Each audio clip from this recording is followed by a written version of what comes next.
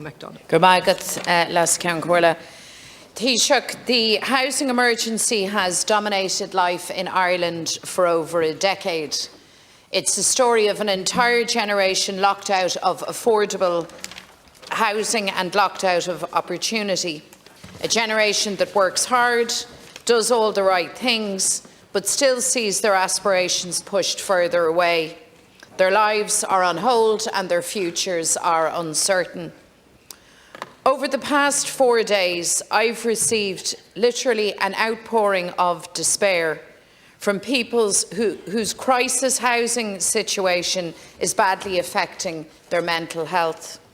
Here's just some of what these people had to say, Taoiseach. Amy told me, "I'm a 40-year-old married nurse. We couldn't afford to rent anymore. We had to move in with my parents to try to save for a mortgage. But now the cost of living crisis has ruined things. Only for my parents, I couldn't afford to continue living. I am constantly sad and stressed." Sean's story. "I'm with my partner of over 6 years. We're living at home with our parents and sister in a 3-bedroom house, no room. We want to have kids, but where would we put a baby? This is not a life. We both work full-time, we pay our taxes, we want to start our life, but we can't. My depression is real and it's only getting worse." Kevin says, "Myself and my partner are in counselling and prescribed medication for stress, depression and anxiety due to the rising prices of houses and the struggle to make a life while we're still living with our parents. We're considering moving to Canada for a chance at a better life." Adele says, "I've been homeless since the start of 2020, going from house to house, room to room. We've lost our furniture, we've lost our clothing, we've lost the feeling of having a home again. I am mentally exhausted and the whole family has been dealing with tough mental health issues. This isn't normal. This is not right." Stress, anxiety, depression, medication, a housing minister who says that we don't have a housing emergency.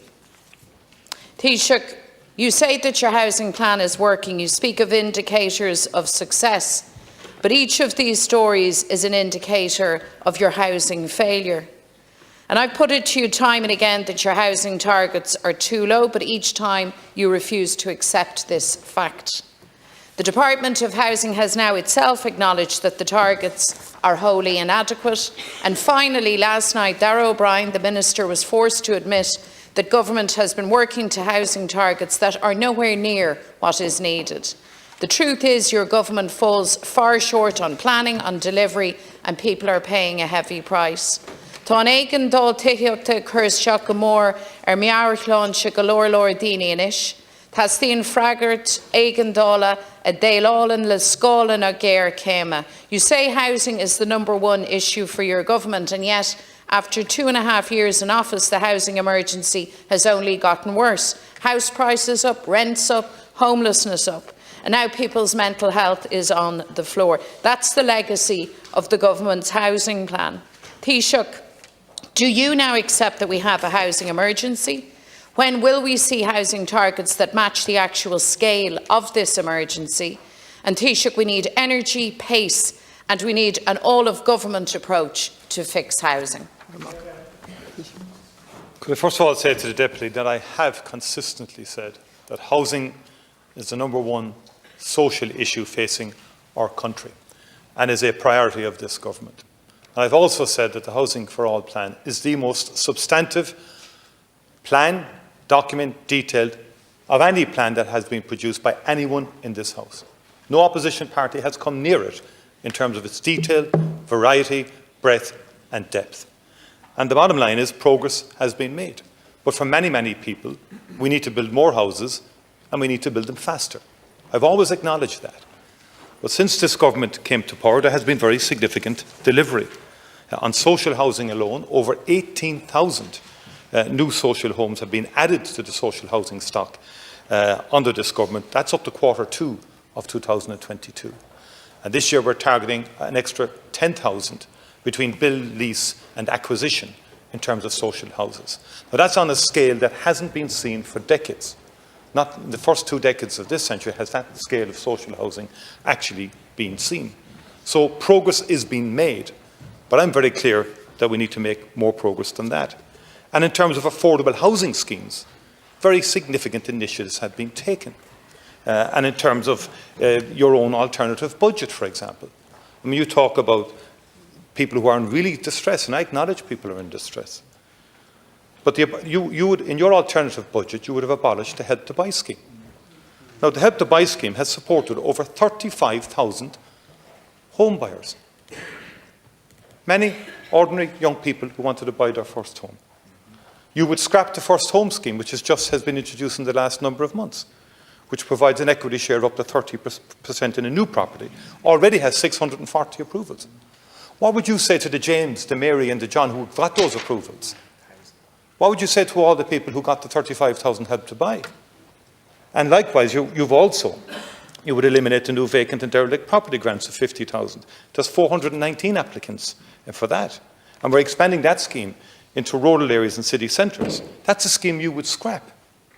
Would help many, many people.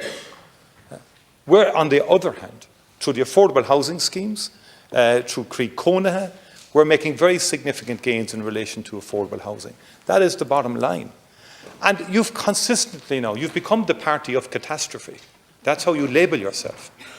But I have to put it to you, Deputy, that if you are sincere in terms of your definition of housing as an emergency, and I'm saying it's the biggest social issue we have, then you need to reconcile how the Sinn Féin party can vote against 1,200 social, affordable and private homes in Ballymastone and Donabate, 253 of which were social, 253 affordable.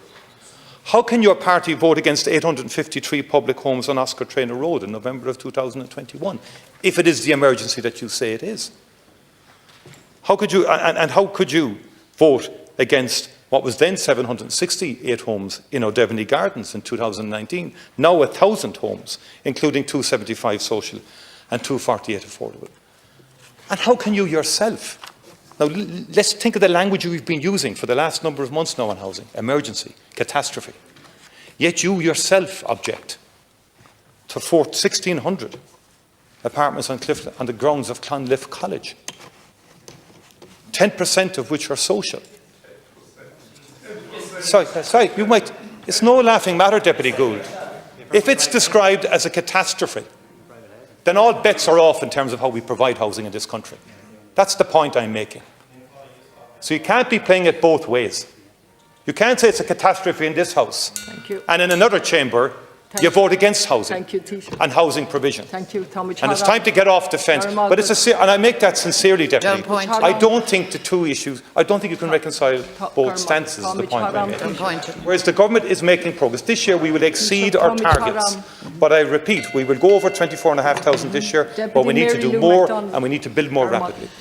So I think it's a measure of just how far astray you've gone, and just how badly you're failing, that you rely on misinformation and attacks across the floor, rather than acknowledging in the first instance the very real mental health consequences for what is a housing catastrophe and a housing emergency. I mean, your own minister can't even accept that it's an emergency. Do you accept that it's an emergency, Taoiseach?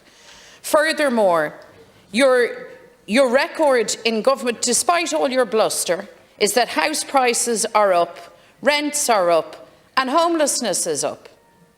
And let me tell you, Taoiseach, to try and help you and be of some assistance, the answer to this catastrophe is not to produce houses and accommodation way out of the reach, way out of the price range of ordinary average workers, or to incentivise and roll out the red carpet to international funds, cuckoo funds, vulture funds, call them what you will, funds, who build big fancy apartment blocks in areas such as I represent, and the people with no homes look at them and say, isn't that nice? I'll never live there because I can't afford it, and I'll certainly never own a home there. That's not the answer. I asked you about the targets. Can we have clarity on that matter, please? We're way over time. The country is on a track for exceeding the housing for all targets this year of 24,600. There were close to 28,000 homes built in the 12 months to September 2022. There were nearly 21,000 houses built alone in the first 9 months of this year. And that's already exceeding the total for 2021, which was 20,000. We're projected to reach over 26,000 by the end of the year. It'll be the highest number of homes built since 2008. There were more than 16,000 first-time buyers in the past 12 months. That's the highest number since 2007, represents a 33% of all home purchases, up from 25% in 2015. Construction of 27,400 homes commenced in the year to September alone. And over 167,000 people are now working in construction. That's 20,000 more than pre-pandemic levels and 40,000 more than this time last year. Deputy, objectively, people have to acknowledge that progress is being made. Look, you're at it again trying to interrupt. Allow me respond to your sound bites and the sloganeering, but the absence of substance that comes across time and time again. And the bottom line is this: we have to do more than what we've done already. But let's be very clear, we're making progress. Thank you, Taoiseach. And the bottom line is this: you're saying the figures need to be, you're saying we should do 40,000 homes a year. We're over time. My point is you cannot do 40,000 homes a year if you yourself objects to 1,400 units in your own constituency and your party objects to thousands of houses across the board.